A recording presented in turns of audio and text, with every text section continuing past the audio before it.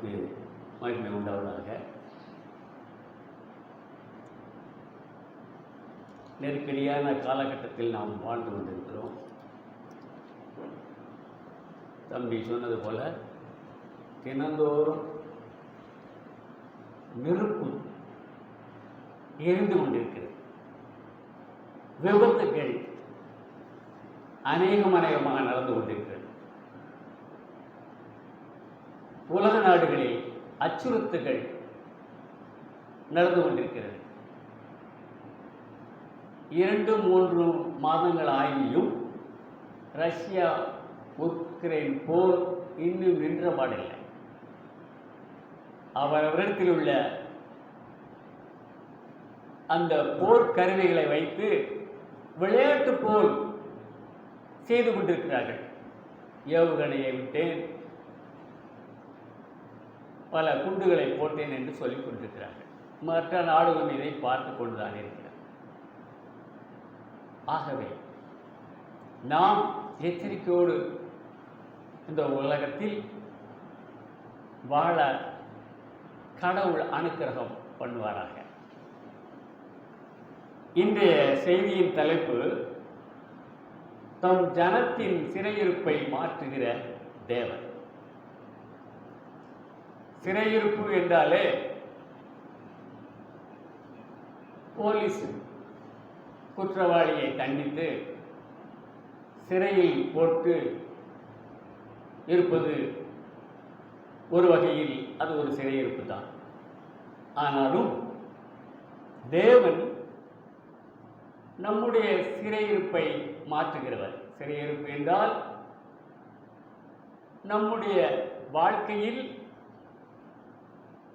இந்த ஒரு விடுதலை என்பதற்காகத்தான் அந்த சிறையிருப்பு. குறிப்பாக தனிமை என்ற ஒரு சிறையிருப்பை மாற்றுகிறவர், கஷ்டம் என்ற சிறையிருப்பை மாற்றுகிறவர், வேதனை என்ற சிறையிருப்பை மாற்றுகிறவர், பசிதாகம் என்ற சிறையிருப்பை மாற்றுகிறவர், இக்கட்டு என்ற சிறையிருப்பை மாற்றுகிறவர். இப்படி இன்னும் சொல்லிக்கொண்டே போகலாம்.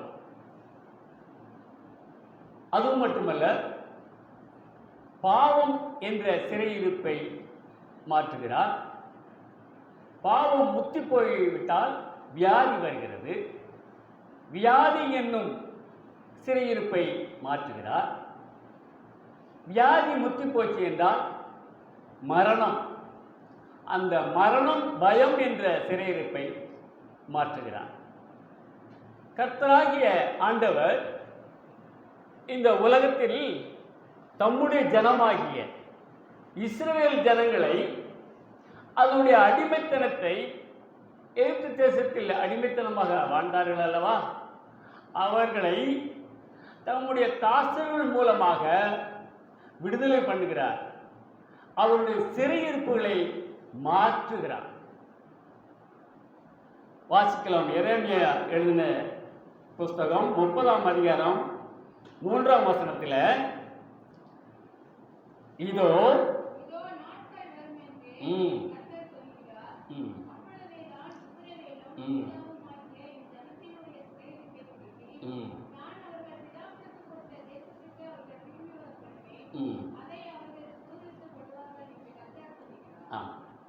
அங்கே தம்முடைய ஜனங்களை சிறையிருப்பை மாற்றி தங்கள் பிதாக்களுக்கு கொடுத்த தேசத்துக்கு அவர்களை நான் சுதந்திரவாளியாக ஆக்குவேன். அதே எரேமியா தீர்க்கதரிசன புஸ்தகம் 31ஆம் அதிகாரம் 23ஆம் வசனம் அதைத்தான் சொல்கிறது.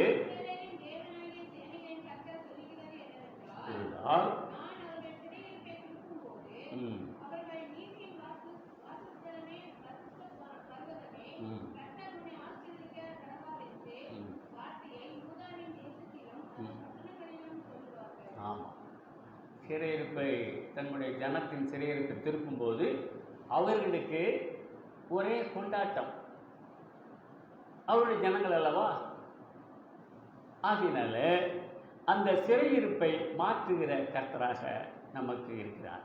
சங்கீதக்காரன் சொல்கிறான், சங்கீதம் 14ஆம் அதிகாரம் 7ஆம் வசனம் சொல்கிறது, சீயோனிலிருந்து இஸ்ரவேலுக்கு ரட்சிப்பு வருவதாக கர்த்தர் தம்முடைய ஜனத்தின் சிறையிருப்பை திருப்பும் போது யாக்கோபுக்கு கழிப்பும் இஸ்ரவேலுக்கும் மகிழ்ச்சியும் உண்டதாக என்று சங்கீதக்காரன் சொல்கிறார்.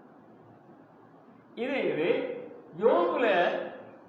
யோபுவின் சிறையிருப்பை மாற்றுகிற தேவனாக இருக்கிறார். யோபு 42ஆம் அதிகாரம் 10ஆம் வசனம் சொல்லப்படுகிறது.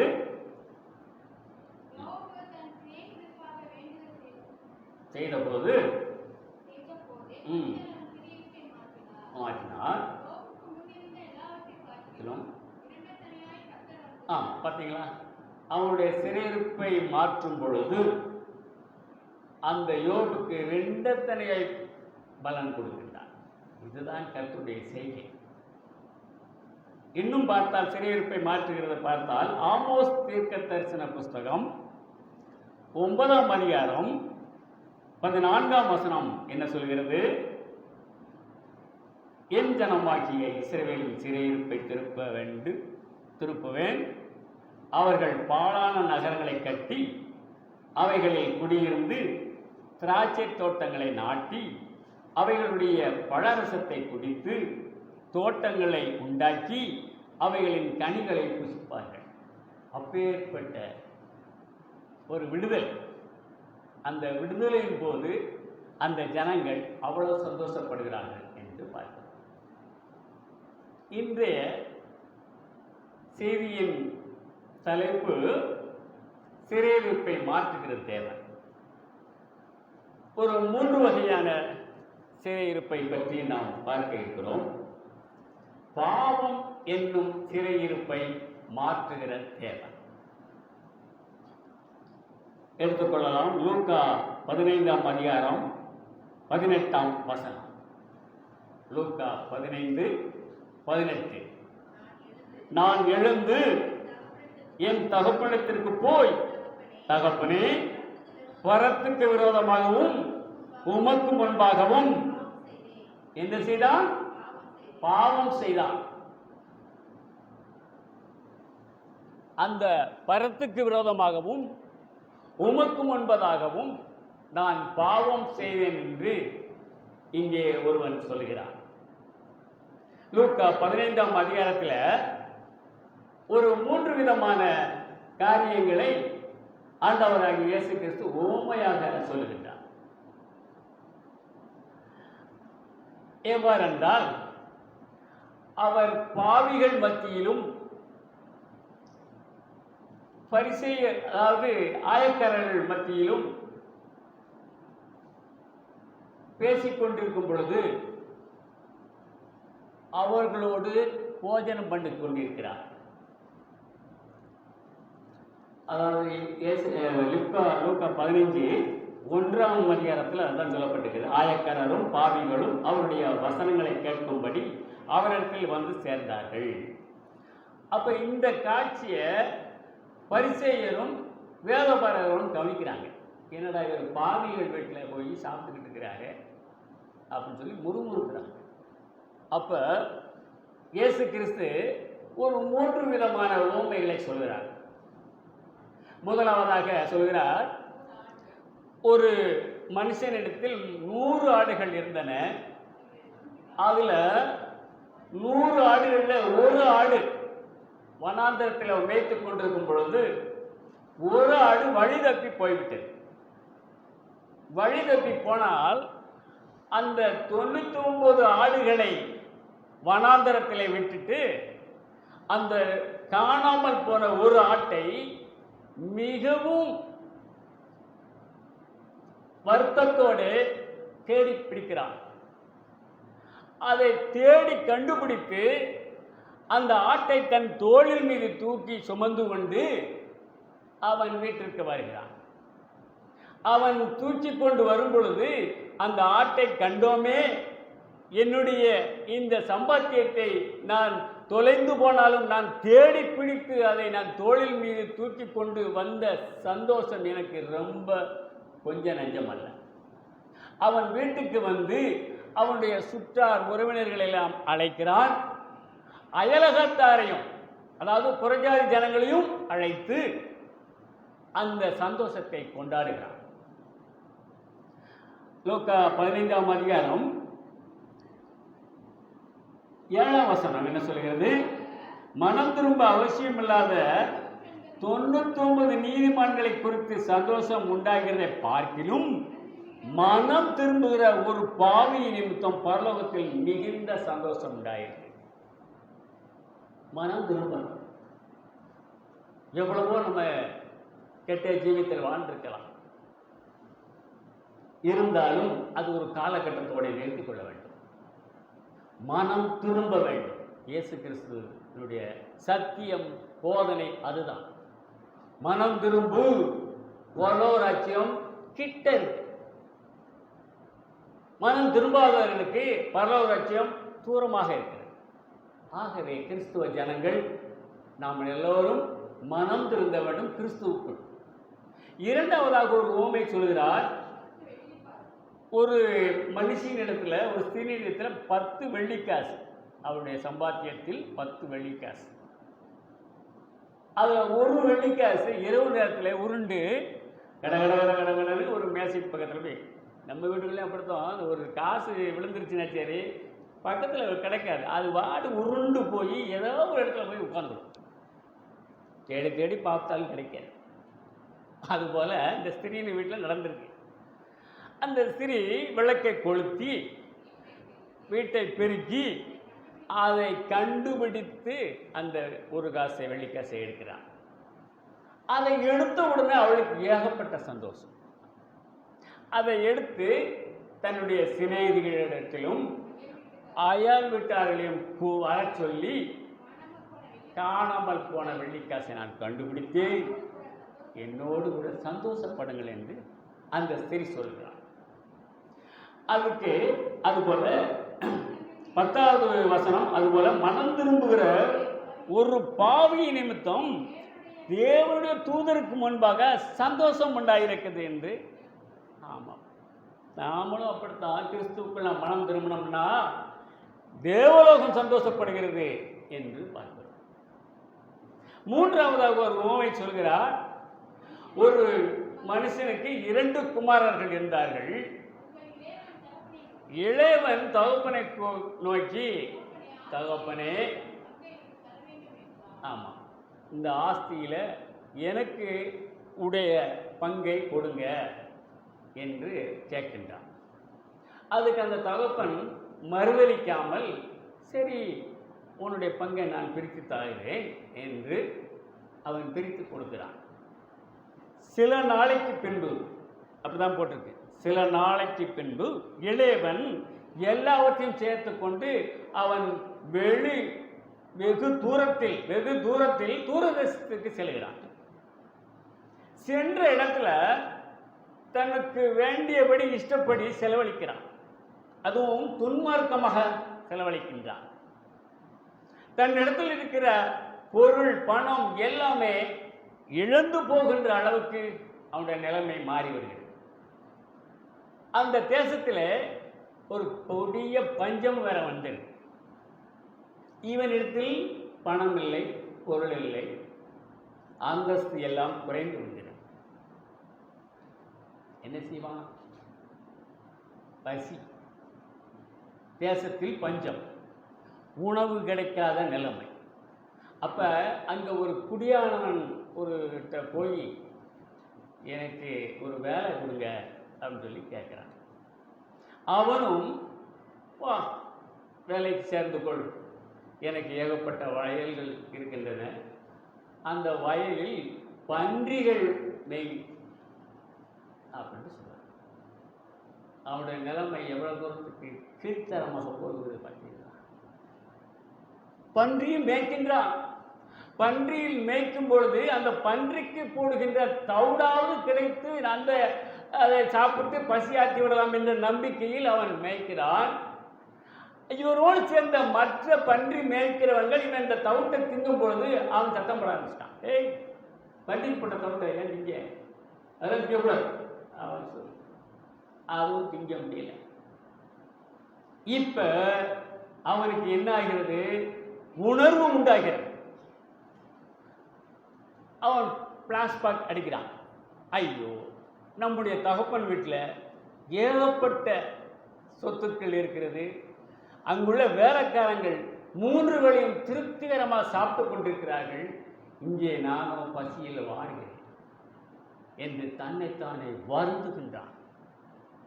வருந்தினது மட்டுமன்றி நாம் எழுந்து நம்முடைய தகப்பன் வீட்டுக்கு போய் நம் தகப்பனிடத்தில் கெஞ்சி மன்றாடிட வேண்டியதான் அப்படின்னெல்லாம் உணர்கிறான். போவோம், தகப்பனை பார்த்து கேட்போம், தகப்பனே உமக்கு விரோதமாக நான் பாவம் செய்தேன், அந்த பரத்துக்கு விரோதமாக பாவம் செய்துவிட்டேன், என்னை உம்முடைய வேலைக்காரர்களில் ஒருவனாக சேர்த்துக் கொள்ளும் என்று அவன் தன் இதயத்தில் எண்ணிக்கொண்டிருக்கிறான். என்னிடமும் இல்லாமல் அவன் எழுந்து தகப்பனிடத்துக்கு போகிறான். பிச்சைக்கார நிலைமையில் வருகிறான். கந்த துணி அவன் ஆடையாக இருக்கிறது, அழுக்கு நிறைந்த ஆடைகளாக இருக்கிறது, பரட்ட தலையாக இருக்கிறது, காலில் செருப்பு இல்லை. தள்ளாடி தள்ளாடி தன் தகப்பன் வீட்டுக்கு வருகிறான். இப்ப தகப்பன் அவனை தன் வீட்டிலிருந்து பார்க்கிறான். வருகிறது தன் மகன் போல தெரிகிறது என்று அவனை பார்த்து அதை 20ஆம் வசனம், எழுந்து புறப்பட்டு தன் தகப்பனத்தில் வந்தான். அவன் தூரத்தில் வரும்போதே அவனுடைய தகப்பன் அவனை கண்டு கண்டு பார்க்கிறான். நம்முடைய பையன் போல தெரிகிறது என்று சாடையில பார்த்து விட்டான். நம்ம பையன் தான் உறுதிப்பட்டான். கண்டு இப்ப மனது உருகிறான்.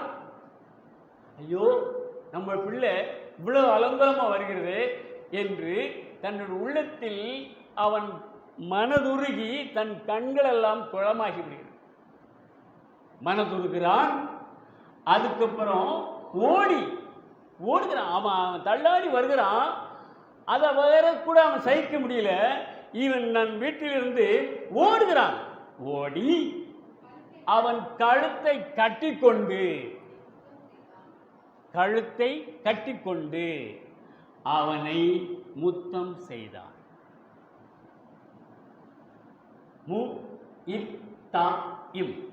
முத்தம் ஒரே வார்த்தை, 4 எழுத்து.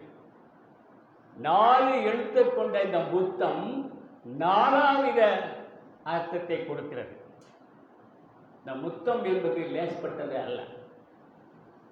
அது அன்பின் முத்தம், பாசமுத்தம், வஞ்சக முத்தம், இன்னும் பல முத்தங்கள் இருக்கின்றன. ரஷ்யா உக்ரைன் போரில் நம்ம நாட்டிலிருந்து மருத்துவம் படிப்பதற்காக உக்ரைன் சென்ற மாணவர்கள் அங்கே போர் நெருக்கடியினால நம்ம நாட்டு விமானங்களை அழைத்து அவர்களை எல்லாம் அழைத்து வந்தார்கள். அழைத்து வரும்போது ஏர்போர்ட்டில் அவங்களுடைய உறவினர்கள், தாய் தகப்பனார்கள், உறவினர்கள் எல்லாரும் அதை பார்க்கிறார்கள். விமானத்தை விட்டு இறங்கி வரும் பொழுது அவர்கள் மறுபிறவி எடுத்தது போல ஓடி போய் அதெல்லாம் பார்த்துருப்பீங்க, கட்டி முத்தங்கள், அவ்வளவு முத்தங்கள் கொடுக்குறாங்க. இந்த முத்தத்தை பற்றி இப்ப நம்முடைய வேதத்தில் நாம் பார்க்கிறோம். பொய் சொல்லி ஒருத்தன் முத்தம் கொடுக்கிறான். கொஞ்சம் வேகம் எடுங்க. ஆதியாகமம் 27ஆம் அதிகாரம் 26ஆம் வசனம். யாக்கோபு தன் தகப்பனான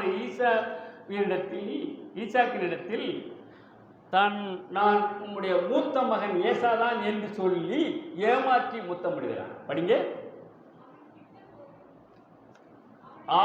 ஆதியாகமம் 27-26. அப்பொழுது அவன்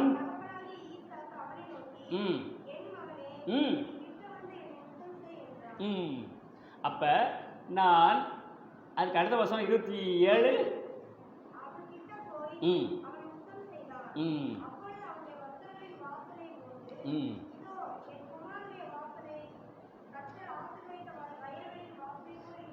என்று சொல்லி சொன்னான். இப்ப அவன் என்ன செய்யறான்? உம்முடைய மகன், மூத்த மகன் ஏசாதான் என்று சொல்லி ஏமாற்றி முத்தம் செய்தான். அதுக்கப்புறம் ஆதியாகமம் 29:11 ஒரு முத்தம் சொல்றாங்க, லௌகீக முத்தம். யாக்கோபு தன் மாமன் மகளாகிய லாபானின் மகளாகிய ராகேலை தண்ணீர் கிணற்றண்டையிலே முத்தம் செய்கிறான். இது லௌகீக முத்தம். அப்புறம் ஒரு முத்தம் வருகிறது, மாமன் மருமகனுக்கு இடும் முத்தம். லாபான் தன் சகோதரியின் மகனான யாக்கோபை வழியில் கண்டு அவன் கழுத்தை கட்டிக்கொண்டு முத்தம் செய்கிறான். அதை படிங்க, 29:13. ஆதியாகமம் 29:13. ம் ம் ம் ம் முத்தம் செய்து போனான். இது மாமன் மருமகனுக்கு இடுகிற முத்தம். இப்போ அடுத்த ஒரு முத்தத்தை பார்ப்போம். தகப்பன் தன் குமார்த்திகளுக்கு இடும் முத்தம். அதாவது லாபான் தன்னுடைய மகளாகிய ராகேல், லேயாள் இவங்களுக்கு முத்தம் செய்து ஆசீர்வதிக்கிறானாம். ஆதியாகமம் 31:55. ம் ம் ம் ஆமாம். இப்போ அந்த தகப்பன் தன்னுடைய குமார்த்திகளுக்கு முத்தம் இடுகிறான். அடுத்து சகோதர முத்தம். சகோதர முத்தத்தை பார்ப்போம். ஆதியாகமம் 33:4. ம் ம் ம் ம் முத்தம் செய்தான். ஆமாம், யாக்கோவும் ஏசாவும் பரிவாரங்களோட போகிறாங்க. வழியில் அவன் ஏசாவை தன்னுடைய தம்பியை பார்த்து ஓடி போய் கட்டி முத்தம். இது சகோதர முத்தம். இன்னொரு சகோதர முத்தம் இருக்கு. ஆதியாகமம் 45:15. யோசேப்பு எகிப்து தேசத்தின் ராசாவான போது ம் ம் ஆமாம், இங்கே யோசேப்பு ஒரு சகோதரர்களை கட்டி கொண்டு முத்தம் செய்தான்.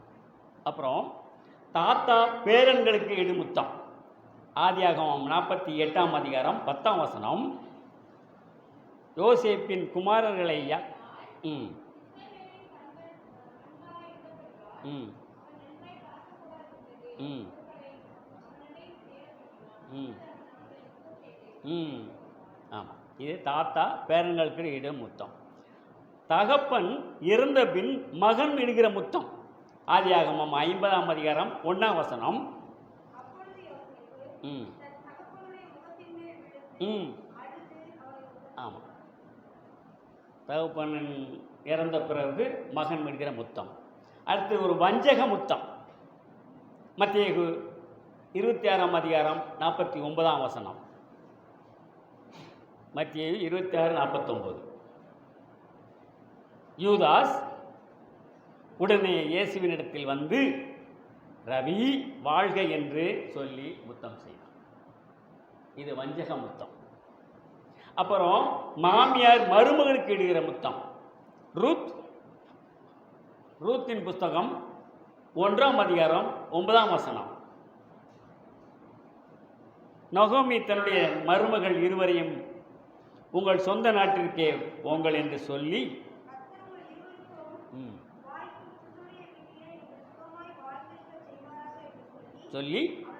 முத்தம் விட்டான். இது ஒரு முத்தம். மாமியாள் மருமகளுக்கு இடுகிற.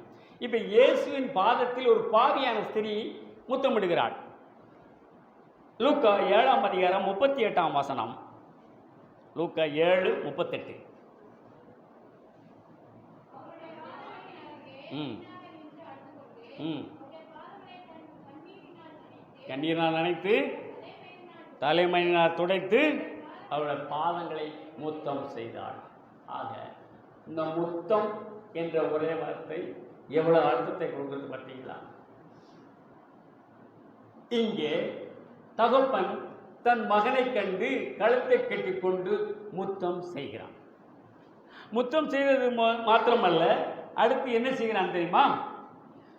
அப்பொழுது தகப்பன் தன் ஊழியக்காரரை நோக்கி இவனுக்கு உயர்ந்த வஸ்திரத்தை தரித்து மோதிரங்கள் அணிந்து கால்களுக்கு பாதரட்சையை அணிங்கள் என்று சொல்லுகிறான். அப்ப மனம் திரும்பி வந்தவங்களுக்கு எவ்வளவு ஒரு மேன்மை கிடைக்கும் பார்த்தீங்களா? உயர்ந்த வஸ்திரம் பரலோகராஜ்யத்தில் நமக்கு காத்திருக்கிறது. கணையாளி காத்திருக்கிறது.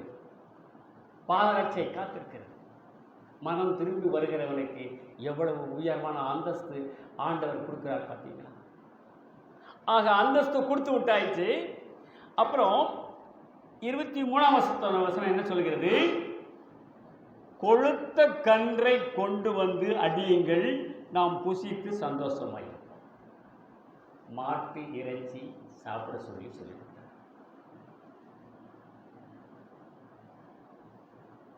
வேதத்தில் இன்னும் 2 இடத்துல பார்த்ததில் இருக்கு. மாட்டு இறைச்சியை சாப்பிட சொல்லி ஆதியாகமம் 18ஆம் அதிகாரம் 7ஆம் வசனம் படிங்க. 7, 8 கூட படிக்கலாம். மாட்டு மந்தைக்கு ஓடி ஒரு நல்ல இளங்கன்றை பிடித்து வேலைக்காரரின் கையில் கொடுத்தான். அவன் அதை சீக்கிரத்தில் சமைத்தான். ஆபிரகாம் வெண்ணெயையும் பாலையும் சமைத்து சமைத்த கன்றை எடுத்து வந்து அவர்கள் முன்பாக வைத்து அவர்கள் அருகே மரத்தடியிலே நின்று கொண்டிருந்தார். அவர்கள் புசித்தார்கள். அங்கே இளம் கன்றை சமைத்து கொடுக்கிறான் ஆபிரகாம். அங்கேயே மாட்டு இறைச்சி சாப்பிடப்படுகிறது. எலியா தன்னுடைய சீசனான எலிசாவிடத்தில் தன்னுடைய சால்வையை அவன் மீது போட்டு எலியாவுக்கு சீசனாக எலிசாவை ஏற்படுத்தும் பொழுது அவன் எலிசா 12 ஏர் மாடுகளை உடையவன். அவன் ஒரு விவசாயி. அவன் தன்னுடைய சால்வை எடுத்து எலிசாவுக்கு போடும் பொழுது எலிசா என்ன செய்யறான்? தன்னுடைய தகப்பன் வீட்டுக்கும் தாய் தகப்பனை பார்த்து அவர்களை நான் முத்தம் செய்து விட்டு வந்து விடுகிறேன் என்று பெருமிஷம் கேட்கிறான். அப்ப எலியா சரி போயிட்டு வா அப்படிங்கிறார். அதைத்தான் 1 ராஜாக்கள் 19ஆம் அதிகாரம் 19, 20, 21 நம்ம அதை பார்க்கிறோம். ம் ம் ம் ம் ம் ம் ம் ம் ம் ஆ ம் ம் இப்போ அவன் தாய் தகப்பனார் முத்தம் செய்துட்டு திரும்ப வந்து அந்த 7 மாடுகளை பிடித்து அதை அடித்து அந்த ஏறு கூட்டின மரம் இருக்கு இல்லையா, அந்த மரத்தை உடைச்சி அதை எரித்து சமைச்சு அவன் அந்த மாட்டு இறைச்சி அங்கே கொடுக்குறான். ஆகவே நாம் எல்லோரும் கர்த்தருக்கு பிரியமாக நடந்து அவருக்கு உரிய பிள்ளைகளாக மாறும் பொழுது நம்மிடத்தில் உள்ள சிறையிருப்பை மாற்றுகிற தேவனாக இருக்கிறார்.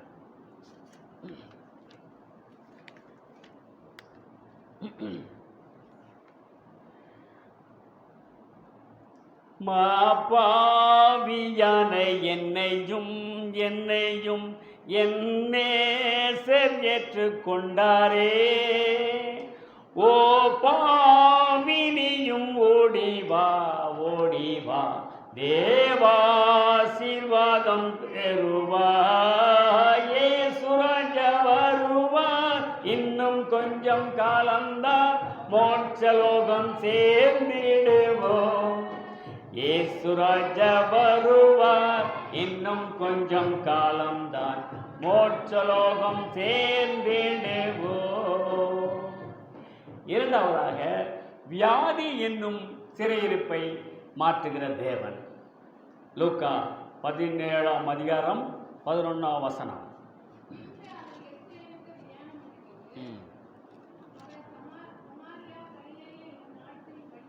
நடந்து போனார். இங்க பார்த்தீங்கன்னா அவர் சமாரியா கலிலேயா என்னும் நாடுகளில் வழியாக நடந்து போனார். அவர் ஒரு தெய்வம். கிராமங்கள் தோறும் பட்டணங்கள் தோறும் நடந்து போனார். இன்னைக்கு யாராவது உதாரணத்துக்கு பெரிய பெரிய ஊழியக்காரர்கள் நடந்து போய் உபதேசம் பண்ணியிருப்பாங்களா? தேவனுடைய செய்தியை சொல்லியிருப்பாங்களா? அலங்கார மேடை, ஏசி போட்டின மேடை, அலங்கார லைட்டுகள் போட்டு மேடையை பேசுகின்றார்கள். காரில் வருகிறார்கள், குறித்த நேரத்தில் தான் வருவார்கள், ஆரம்பமே வரமாட்டார்கள். அவர்கள் செய்து கொடுப்பதற்காகத்தான் வருவார்கள். இங்கே ஆண்டவராகிய இயேசு கிறிஸ்து நடந்து போனார் என்று பார்க்கிறோம். நடந்து போய் அங்கே ஒரு கிராமத்தில் பிரவேசிக்கிறாரு. அங்கே கிராமத்தில் பிரவேசிக்கும் போது ஒரு 10 குஷ்டரோகிகள், வியாதி உள்ளவர்கள். குஷ்டரோகம் என்றாலே இப்பொழுது நாட்டில் அந்த சுகாதார கட்டுப்பாடோடு அந்த குஷ்டரோகத்தை எல்லாம் ஒழிச்சிட்டாங்க. அந்த ஆண்டவருடைய காலத்தில் பார்த்தா எங்கே பார்த்தாலும் ஒரு வியாதி, குஷ்டம் என்ற வியாதி. குஷ்டரோகம் வியாதி சபிக்கப்பட்டது, சாபம் உள்ளது, அருவருக்கத்தக்கது. அப்பேற்பட்ட வியாதிக்காரர்களை கிராமத்துக்கு புறம்பே, நகரத்துக்கு வெளியே அவர்களை வைத்து பார்ப்பார்கள். அப்போ அவர்களெல்லாம் இந்த குஷ்டரோகத்தை பார்த்து நம்முடைய நிலைமையை எண்ணி அவர்களெல்லாம் வருந்தின காலங்கள் உண்டு. இப்ப இயேசு கிறிஸ்து சகல அற்புதங்களை செய்கிறவர் என்று அவங்களும் கேள்விப்படுறாங்க. அவர் அந்த கிராமத்துக்கு வந்த உடனே ஒரு 10 குஷ்டரோகிகள் வர்றாங்க. ஆனால் இந்த குஷ்டரோகிகள் யாரும் நெருங்க முடியாது, நெருங்க மாட்டாங்க. இயேசுவானவர் அங்கே இருக்கிறாரு. தூரத்திலேயே நின்று இவங்க அவரை வேண்டிக் கொள்கிறாங்க. எப்படி வேண்டிக் கொள்கிறார்கள்? இயேசு ஐயரே, எங்களுக்கு இறங்கும் என்று சத்தமிட்டார்கள். ஏன் சத்தமிட்டார்கள்? தூரமா இருக்கிறார். நம்முடைய உடம்புல குஷ்டங்கள் எப்படி நீங்கி போகணும் அப்படி என்று அவங்களுக்கு ஒரு வாஞ்சை. அப்ப இயேசு கிறிஸ்து பதில் கொடுக்கிறார். நீங்க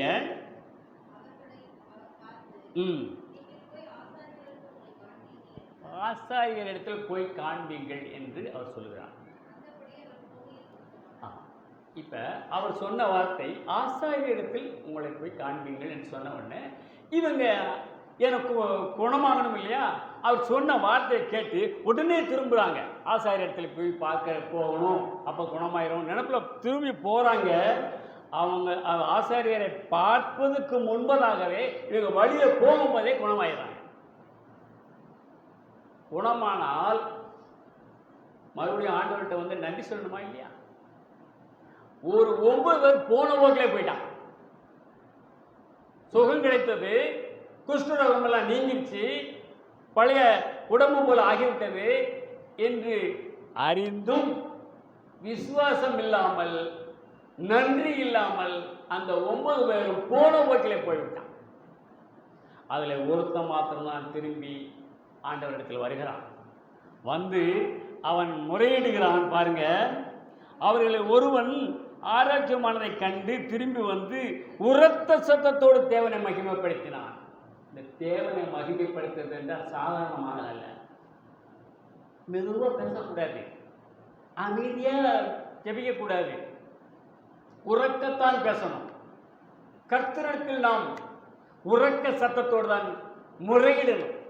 இங்கே அவன் உரக்க சத்தத்தோடு அவன் தேவனை மகிமைப்படுத்தினான். அவருடைய பாதத்தரிலே முகங்குப்புற விழுகிறான், அவருக்கு சோசனம் செலுத்துகிறான். அவன் ஒரு சமாரியானாக இருக்கிறான். இப்ப ஆண்டவர் கேட்கிறார் அவனை பார்த்து, எப்பா 10 பேர் வந்தீங்க, மிச்ச 9 பேர் எங்கே அப்படின்னு கேட்கிறார். அவன்கிட்ட கேட்கிறார். கேட்டதும் இல்லாம தேவனை மகிமைப்படுத்துகிறதுக்கு இந்த அந்நியனே ஒழிய மற்ற ஒருவரும் திரும்பி வர காணாமே என்று சொல்லி, இப்ப அவன் முகங்குப்புற விழுந்து கிடக்கான். ஆண்டவர் அதற்கு என்ன சொல்றார்? அவனை நோக்கி, நீ எழுந்து போ, உன் விசுவாசம் உன்னை ரட்சித்தது. ஆக அந்த 10 பேரில் ஒருவன் தான் மனம் திரும்பி வருகின்றான். அந்த மனம் திரும்பி வருகிறவனை ஆண்டவர் இருகரம் கூப்பி அரவணைக்கின்றார், பாதுகாக்கின்றார். அவனுக்கு நல்ல வஸ்திரம் தரித்து, மோதிரம் அணிவித்து, அவனுக்கு நல்ல பாதரட்சியை அணிவித்து அவை உயர்வாக்குகின்றான். இதுதான் நமக்கும் தான், நமக்கும் அதே தான்.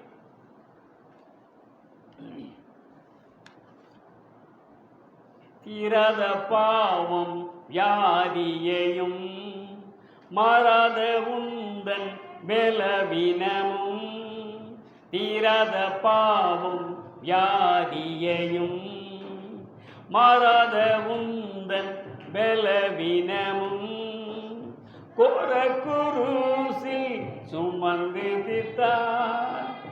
காயங்களாலே குணமடைய வருவாய் தருணம் இதுவே அழைக்கிறாரே வல்ல ஆண்டவர் இயேசுவண்டை. மூன்றாவதாக மரணம் என்னும் சிறையிருப்பை மாற்றுகிற தேவன். லூக்கா 7ஆம் அதிகாரம் 2ஆம் வசனம். லூக்கா 7:2. அங்கே 100க்கு அதிபதி ஆகிய ஒருவனுக்கு பிரியமான வேலைக்காரன் வியாதிப்பட்டு மரண அவஸ்தையாயிருந்தான். இங்கே 100க்கு அதிபதி தன்னுடைய பிரியமான வேலைக்காரன். அந்த அதிபதிக்கு நிறைய வேலைக்காரர்கள் உண்டு, அதில் இவன் ஒரு பிரியமான வேலைக்காரன் என்று சொல்லப்பட்டிருக்கிறது. அவன் மரண அவஸ்தை, செத்துருவான், சாகக்கூடிய ஒரு மரண அவஸ்தையில் இருக்கிறான். அப்போ இயேசு கிறிஸ்து அவ்வழிய வருகிறதை அவன் கண்டு அந்த 100க்கு அதிபதி தன்னோடு இருக்கிற யூதர்களில் மூப்பர்களை தேர்ந்தெடுத்து இயேசுவிடத்தில் அனுப்புகிறான். அனுப்பி என்னுடைய வியாதி உடைய என்னுடைய பிரியமான வேலைக்காரன் சுத்தமடைய வேண்டும் என்று அவரை வருந்தி கூப்பிட்டு வாங்க என்று அனுப்பி வைக்கிறான். இவங்க போகிறாங்க இயேசுவிடத்தில். இயேசுவிடத்தில் போய் என்னுடைய 100க்கு அதிபதியின் வேலைக்காரன் ஒருத்தன் மன அவஸ்தையாக இருக்கிறான், நீர் வந்து அவனை சுத்தமாக்க வேண்டும். அவன் அந்த 100க்கு அதிபதி ஜனங்களை நேசிக்கக்கூடியவன். ஜனங்கள் வழிபடுவதற்கு ஒரு தேவாலயமெல்லாம் கட்டி கொடுத்திருக்கிறான். ஆகவே நீர் வந்து அவனை குணமாற்ற வேண்டும். அவன் உம்மை வந்து பார்ப்பதற்கு பாத்திரம் நல்ல என்றெல்லாம் சொல்லி வருந்தி கூப்பிடுகிறார்கள். அவரும் இயேசு கிறிஸ்து அதை கேட்டு வாருங்கள் போவோம் என்று வருகிறார். 100க்கு அதிபதியின் வீட்டிற்கு சமீபமாக இயேசு கிறிஸ்து வரும் பொழுது அவன் வீட்டுக்கு வரவிடாமல் இன்னும் தன்னுடைய சிநேகிதர்களை எல்லாம் வரவழைத்து, அதோ இயேசு கிறிஸ்து வருகிறார், அவர் என் வீட்டில் வந்து வாசற்படியில் நின்று வருவதற்கு நான் பாத்திரம் அல்ல, அதுபோல நானும் அவரிடத்தில் போய் அவரிடத்தை சந்திப்பதற்கு நானும் பாத்திரம் அல்ல என்று சொல்லி, என்னுடைய அதிகாரத்தை எல்லாம் போய் சொல்லுங்க, ஒருவனை வா என்றால் வருகிறான், போ என்றால் போகிறான், இதை செய்ய என்றால் இதை செய்கிறான், அதை செய்ய என்றால் செய்கிறான் என்றெல்லாம் சொல்லி ஆள்களை அனுப்புகிறான். இவங்களும் போய் இயேசுகிட்ட போய் சொல்லலாம். அப்போ இயேசு கிறிஸ்து இஸ்ரவேலுக்குள்ள இவ்வளவு ஒரு விசுவாசம் உள்ள அவனை நான் பார்த்ததில்லை என்று சொல்லி, வீட்டிற்கு வர வேண்டாம், நீர் அங்கே இருந்து என்னுடைய வேலைக்காரனை நீ சுத்தமாக்கும் என்று சொல்லு. அதுபோல அவர் திரும்ப வீட்டுக்கு வராமல் அவனுடைய விசுவாசத்தை கண்டு திரும்பி செல்கிறார். ஆனால் இவன் தூது அனுப்பினா அந்த சிநேகிதர்கள் யூதர்கள் எல்லோரும் வீட்டுக்கு வரும் பொழுது அந்த 100க்கு அதிபதியின் வேலைக்காரன் குணம் ஆகி அவன் உட்கார்ந்து சந்தோஷமாக பேசிக்கொண்டிருக்கிறான் என்று பார்க்கிறோம். அதுக்கப்புறம் மறுநாளில் அவர் நாகும் என்ற ஊருக்கு போகும் பொழுது அவர் அதான எருசலேம் பிரவேசிக்கும் போது அவர் லூக்கா 17ஆம் அதிகாரம்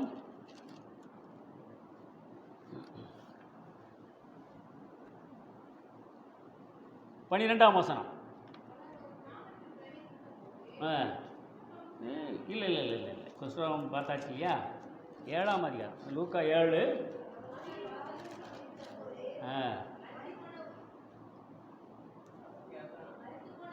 நாயின் என்னும் ஊருக்கு போனார். அவருடைய சீசர் அனைவரும் திரளாக ஜனங்களும் அவருடனே கூட போனார்கள். அவர் ஊரின் வாசலுக்கு சமீப போது மரித்து போன ஒருவனை அடக்கம் பண்ணும்படி கொண்டு வருகிறார்கள். அவள் தாய் ஒரு கைம்பெண், கணவனை இழந்தவள், அவனுக்கு ஒரே மகன்தான். அவன் இறந்து விடுகிறான். இருந்து அவனை அடக்கம் பண்ணுவதற்கு பாடையில் வைத்து கொண்டு வருகிறார்கள். இயேசு கிறிஸ்து அதை பார்க்கிறார். அவர் வழியாக வரும்போது பார்க்கிறார். அந்த மகனுடைய தாய் அழுகிறாள். அவளோடு இருந்த அவருடைய உறவினர்கள் எல்லாரும் கூட்டமாக இருக்கிறார்கள். அவள் அழுவதை பார்த்து மனது உருகி அந்த பாடையை பக்கம் வந்து அந்த பாடையை தொடுகிறார். பாடையை சுமந்து வந்தவங்க தான் அப்படி நின்ட்டாங்க.